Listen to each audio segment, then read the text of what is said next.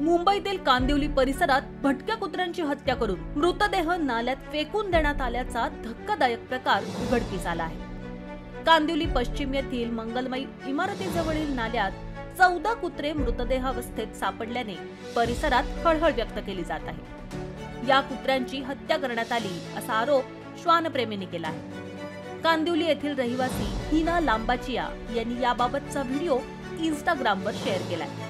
या घटनेने परिसरात एकच खळबळ माजली आहे। मिळालेल्या माहितीनुसार कांदिवली पश्चिमेकडील साईनगर मंगलमय इमारत परिसरात आणि सोसायटीमध्ये अनेक भटक्या कुत्र्यांचा वावर असतो। सोसायटीमधील नागरिकांकडून या भटक्या कुत्र्यांच्या खाण्यापिण्याची व्यवस्था देखील केली जाते। मात्र यातील अनेक भटके कुत्रे गायब झाल्यासंदर्भातील माहिती सोसायटीतील रहिवासी हिना लांबाचिया यांना समजली। लांबाचिया यांनी या भटक्या कुत्र्यांचा शोध घेण्यास सुरुवात केली असता त्यांना इमारती समोरील नाल्यात गोणीमध्ये काही कुत्र्यांचे मृतदेह दिसून आले। लांबाचिया यांनी या संदर्भात एक व्हिडिओ तयार करून सोशल मीडियाच्या माध्यमातून व्हायरल केला।